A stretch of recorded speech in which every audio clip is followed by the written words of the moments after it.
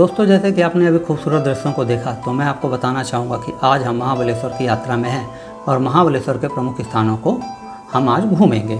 तो यहाँ पे मैंने एक मैप दिखाया है। मैप में एक पॉइंट से दूसरे पॉइंट तक हमने ऐसा प्लानिंग किया कि हमको रिपीट रास्तों पे ना चलना पड़े, जिससे समय की बचत होती है। और यहाँ पे एक प्रमुख बात यह है कि कुछ पॉइंट्स पंचगनी में आते हैं, कुछ पॉइंट्स महाबलेश्वर में आते हैं, तो हम सारे घूमेंगे। एक चीज़ और, आप मेरे चैनल को लाइक करें, सब्सक्राइब करें, डिसलाइक करें, कमेंट ज़रूर करें, पसंद आए या ना आए। बने रहिए मेरे चैनल में, विकास ब्लॉग में। मैं आपका दोस्त विकास।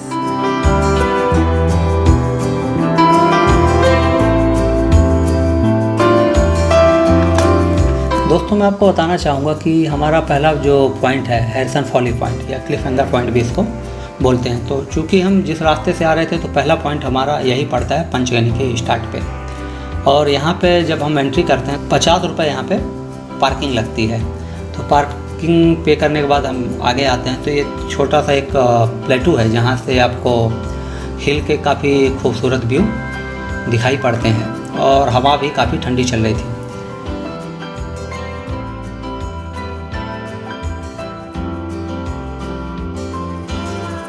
और सामने जो दिख रहा है वो धूम डैम है, ये काफ़ी खूबसूरत है।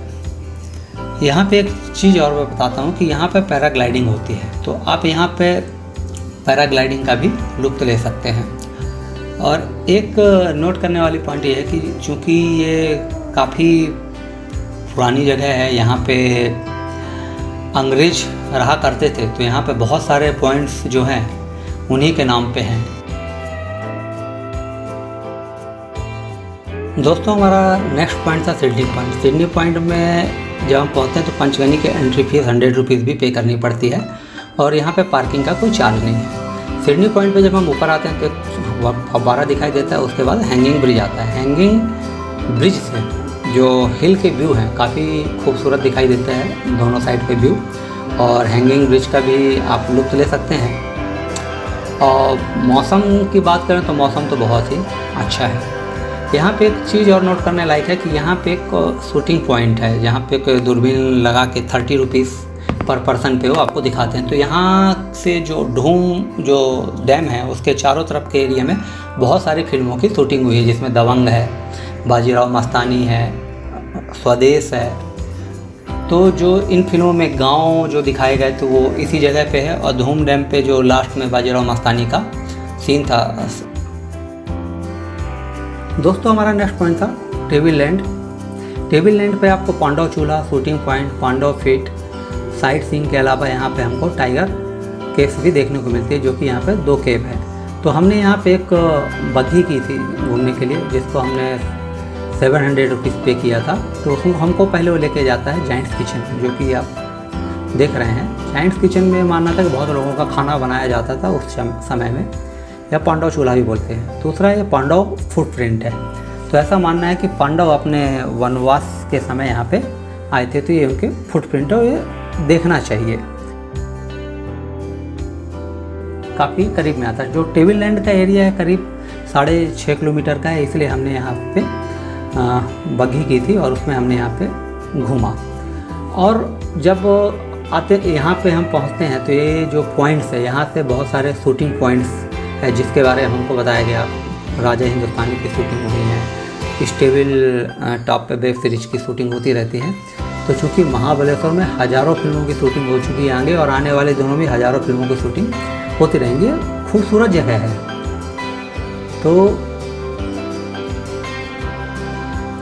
और एक पॉइंट और बताना चाहूँगा कि इसमें हमको जो हमारा गाइड था उसने बताया कि यहाँ पे 5 पहाड़ हैं और गनी मीन्स बोलते हैं आगन होता है। तो ये 5 पहाड़ों का आगन है, इसलिए इसका नाम पंचगनी पड़ा। और यहाँ पे मौसम तो अमेजिंग है, काफ़ी लोग आते हैं यहाँ घूमने के लिए। काफ़ी खूबसूरत जगह है।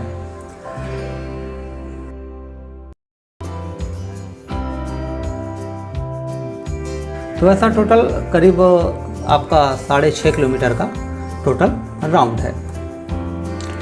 यहाँ पे एक ट्रिक फोटोग्राफी भी होती है, जो आप 50 रुपीज़ पर फोटो का लोग लेते हैं। आप चाहें तो करा सकते हैं, हमने भी कराई थी। और गाइड ने हमको बताया कि सामने जो पहाड़ दिखाई दे रहा था वो भिल्लार विलेज कहलाता है।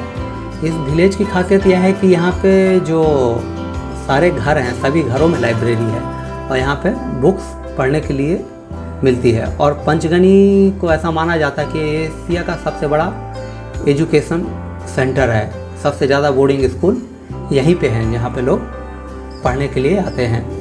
बहुत सारे जो बच्चों की फिल्मों की शूटिंग, हॉस्टल, स्कूल, कॉलेज दिखाए जाते हैं पंचगनी के ही हैं।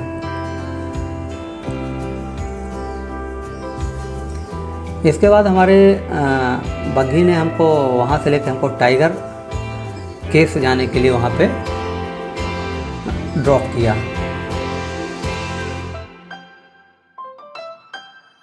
और यहाँ जाने के लिए थोड़ा सा हमको पहाड़ से सीढ़ियाँ उतर के नीचे आना पड़ता। तो ये केव 1 है और इनको रेस्टोरेंट में कन्वर्ट कर दिया गया है, तो लोग आते हैं, बैठते हैं, इसका मज़ा लेते हैं।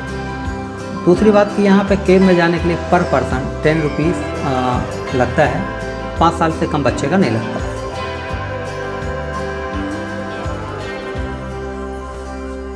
हमने भी केव्स की टिकट कटा के केव्स के अंदर गए और एक पूरा राउंड लिया। अंदर काफ़ी अंधेरा था तो हमने अपने मोबाइल लाइट का इस्तेमाल किया अंदर चलने के लिए। और अंदर काफ़ी ठंडक थी, बहुत ही ठंडक थी। उसके बाद हमने केव 1 कंप्लीट करके केव 2 में गए, जो कि केव 1 से 100 मीटर्स की दूरी पे थी। और वहाँ जाने के लिए थोड़ा सा सीढ़ी हमको चढ़ना पड़ा। तो यहाँ पे भी केव्स को रेस्टोरेंट में कन्वर्ट कर दिया गया है। आपको चाय नाश्ता यहाँ पे मिल जाता है और ठंडक यहाँ भी काफ़ी है। हमने भी यहाँ कुछ टाइम गुजारा, कुछ पिक्चर्स ली और यहाँ फिर हमने केव में एंट्री की। तो यहाँ पे भी केव एंट्री का फीस सेम है, 10 रुपीज़ पर पर्सन। और सेम कंडीशन है, अंदर अंधेरा था, मोबाइल लाइट पे ही हम अंदर गए। अंदर ये डमी शेर का स्टेचू है, क्योंकि अब तो रियल शेर नहीं आते। यदि रियल शेर आते तो हम तो वहाँ नहीं होते शेरों को देखने के लिए, क्योंकि शेर ही हमको देख लेता वहाँ पे। तो फिर तो कहना चाहिए कि अच्छी जगह है, ठंडा है और बड़ों के साथ बच्चों को भी देखना चाहिए। उसके बाद हम टेबल टॉप पे अगेन वापस आ जाते हैं। तो टेबल टॉप पे आप घुड़सवारी का भी आनंद ले सकते हैं, राइडिंग होती है।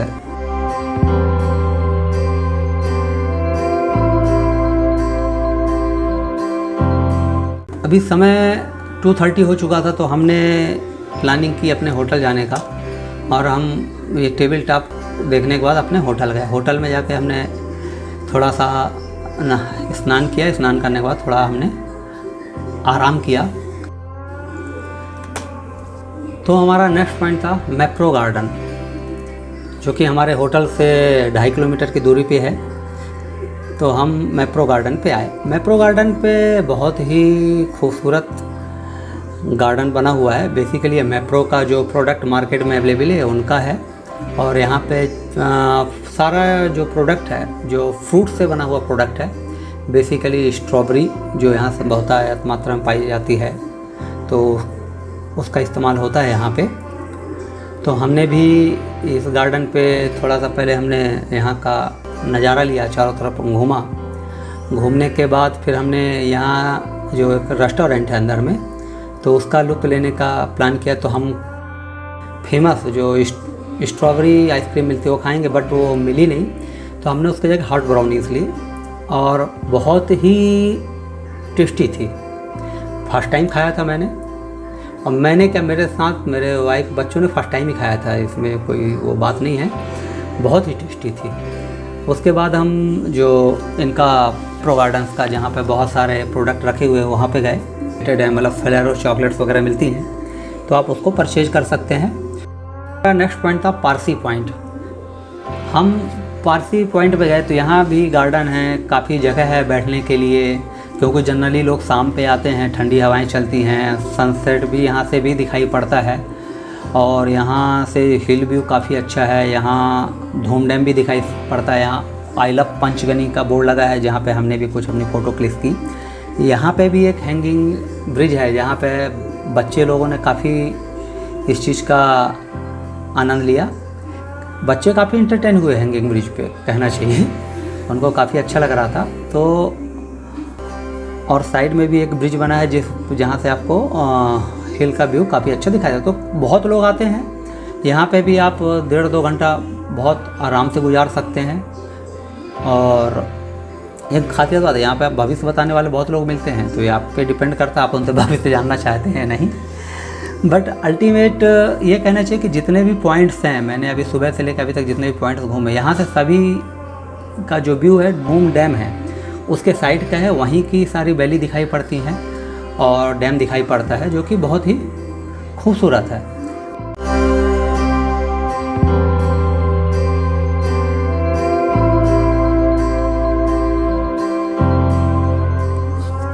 हम पारसी पॉइंट से जब निकले तो समय शाम को 7 बज चुके थे। तो हमारा जो नेक्स्ट पॉइंट था कि हमको एक इंटरटेनमेंट वाली जगह जाना था, तो हम गए गो कार्टिंग के लिए। यहाँ पे गो कार्टिंग होती है। गो कार्टिंग के चार्जेस जो हैं, यदि आप सिंगल जाते हैं और डबल जाते हैं तो ऐसे चार्जेस हैं। तो 250-400 रुपये सिंगल, डबल के लिए 600 रुपये। यहाँ पे एक डिस्प्ले भी दिया हुआ है जहाँ पे सारे प्राइस दिए हुए हैं। इस जगह पे एक वैक्स म्यूजियम भी है और एक एक्वेरियम भी है। ऐसे मतलब छोटा सा एक इंटरटेनमेंट पार्क है। अपने होटल में आ गए रात को, करीब खाना खाने के बाद 9:30 बजे। पहला दिन हमारा काफ़ी अच्छा गुजरा। हमने अपने होटल को चेकआउट किया और डे 2 का विजिट स्टार्ट किया 10:30 को। तो हमारा पहला पॉइंट था केट्स पॉइंट। तो हम केट्स पॉइंट पे जो गाड़ी पार्किंग करने की जगह है, पार्किंग फ्री है। और यहाँ से भी जो हमको पहला जो दृश्य दिखाई पड़ा धूम डैम का ही पड़ा। और इस लोकेशन से धूम डैम काफ़ी क्लियर दिखाई पड़ता है और बहुत ही खूबसूरत दिखाई पड़ता है। और एक चीज़ बताऊंगा कि जब हम यहाँ पहुँचे केट्स पॉइंट पे, तो हमको यहाँ पे 3 पॉइंट्स थे। पहला पॉइंट था इको पॉइंट्स, जहाँ पे आप जो भी ज़ोर से चिल्लाएंगे तो आपकी आवाज़ आपको वापस सुनाई देगी।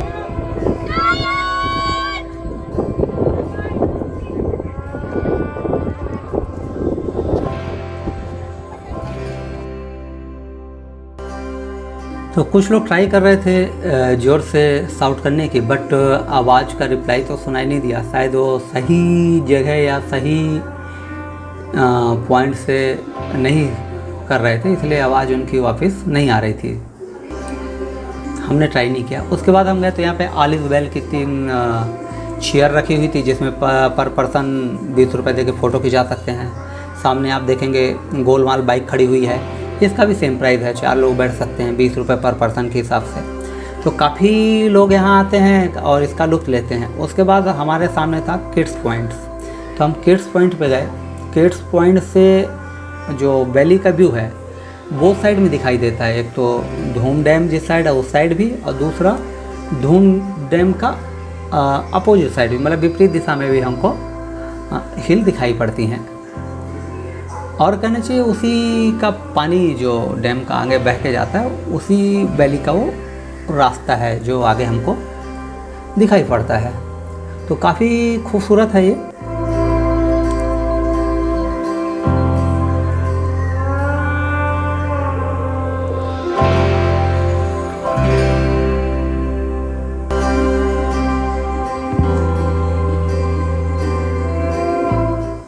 इसके बाद हमारा नेक्स्ट पॉइंट था नीडल होल व्यू पॉइंट या एलिफेंट हेड पॉइंट। ये जो सामने रॉक फॉर्मेशन है, ये एलिफेंट के सर की तरह दिखाई पड़ता है, जैसे सर हो, कान हो बड़े बड़े, और उसका सामने का सूंड बोलते हैं जो वो हो।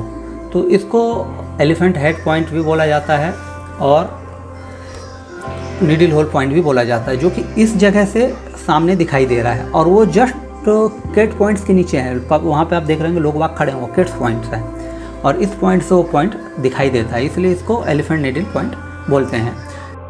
तो महाबलेश्वर में एंट्री फीस है, तो हमने एंट्री फीस पे की 220 रुपीज़। पहला पॉइंट था वहाँ पे जो गए हम महाबलेश्वर में भगवान महाबलेश्वर शिव भगवान के मंदिर पे। ये काफ़ी प्राचीन मंदिर है। ऐसा माना जाता है कि ये मंदिर करीब 700-800 साल पुराना है या उससे ज़्यादा भी हो सकता है। तो काफ़ी प्राचीन मंदिर है, यहाँ पे आना चाहिए। उसके बाद महाबलेश्वर टेम्पल से 200 मीटर की दूरी पे ही पंचगंगा मंदिर है और यहाँ 5 नदियों का उद्गम है, कृष्णा, वेन्ना, सावित्री, कोयना और गायत्री का। सारी नदियों का पानी कलेक्ट होकर गौमुख से बाहर आता है। लोग वो पानी को पीते भी हैं, बॉटल में लेके भी जाते हैं और ऐसा माना जाता है कि काफ़ी अच्छा पानी है। पहाड़ों से जो रिस के आता है, नदी का जो उद्गम है। यहाँ पे हम नाश्ता करने के बाद हम अपने नेक्स्ट पॉइंट की ओर आगे बढ़े, जो हमारा था Arthur seat point, Savitri point और एल्फिंस्टन पॉइंट। तो यहाँ पे काफ़ी ज़्यादा भीड़ थी, तो हमने अपने गाड़ी को साइड पे पार्क करके यहाँ से पैदल चलने का निर्णय लिया और हम पहला पॉइंट गए सावित्री पॉइंट।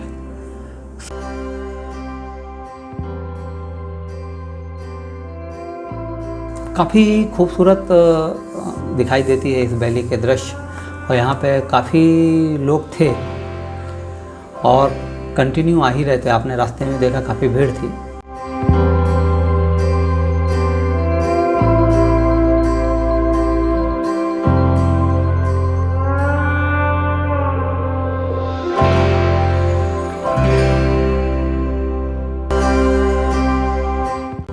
सावित्री रिवर जो यहाँ से बहती है, इसको सावित्री वैली भी बोलते हैं। कैसल रॉक पॉइंट में ये दिखाया हुआ कि जो वैली में जो रॉक फॉर्मेशन है जो दिखाई देता है, काफ़ी खूबसूरत दिखाई देता है। इसको कैसल रॉक पॉइंट बोलते हैं। और यहाँ पे भी हम जो आए तो हमको 4-5 पॉइंट देखने को मिलेंगे यहाँ पे भी। और इसके बाद कैसल रॉक पॉइंट के बाद यहाँ पे भी एक इको पॉइंट है, तो आप सुनेंगे आगे लोग अपनी आवाज़ दे रहे थे।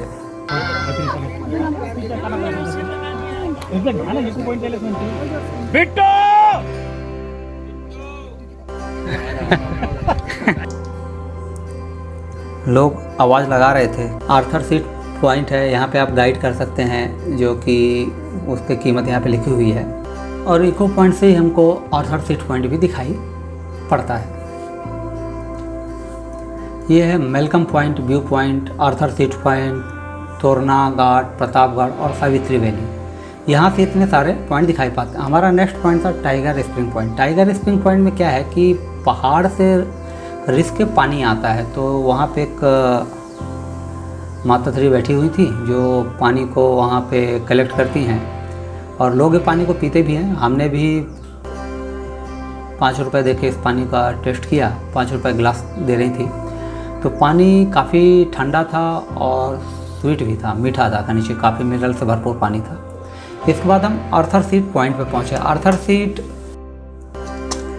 यहाँ पे जो डिटेल दिया हुआ था कि जो सर आर्थर थे इस पॉइंट पे आके अपने जीवन की समय गुजारी और वो सावित्री रिवर की तरफ देखते रहते थे, क्योंकि उनकी पत्नी और बच्चे जो था सावित्री रिवर में बह गई थी। तो वो नो यहाँ पे आके अपने जीवन की लाइफ की शामों को गुजारा उनकी याद में। इस पॉइंट पे बैठने के लिए काफ़ी जगह बनाई गई है और काफ़ी अधिक संख्या में लोग यहाँ आते हैं। और सारे पॉइंट करने के बाद जब यहाँ आते हैं तो लोग थोड़ा सा यहाँ पे आराम फरमाते हैं, आराम करते हैं। और यहाँ से जो वैली का दृश्य काफ़ी खूबसूरत दिखाई देता है। और यहाँ पे काफ़ी स्टॉल लगे हुए हैं जिसमें आपको अपने आप को एनर्जाइज करने के लिए काफ़ी चीज़ें मिल जाएंगी। हमने भी अपने आप को यहाँ पे एनर्जाइज किया और यहाँ से आगे बढ़े। तो हमारा नेक्स्ट पड़ाव था लॉर्डविक पॉइंट। पार्किंग के बाद करीब 500 मीटर पैदल चलने के बाद ये लॉर्डविक पॉइंट आता है। लॉर्डविक पॉइंट से हमको जो है वैली व्यू देखने को मिलते हैं और ये वैली व्यू प्रतापगढ़ की ओर या दूसरे एरिया में जो जाती है वो वैली व्यू है। पहाड़ पे कट करके जो रोड्स बनाए हुए हैं वो दिखाई देते हैं। और ये जो पॉइंट हम देख रहे हैं लॉर्डविक पॉइंट से, ये एलिफेंट हेड पॉइंट कहलाता है। चूँकि इसका पॉइंट का जो रॉक फॉर्मेशन है हेड की तरह है, तो एलिफेंट हेड पॉइंट कहा जाता है।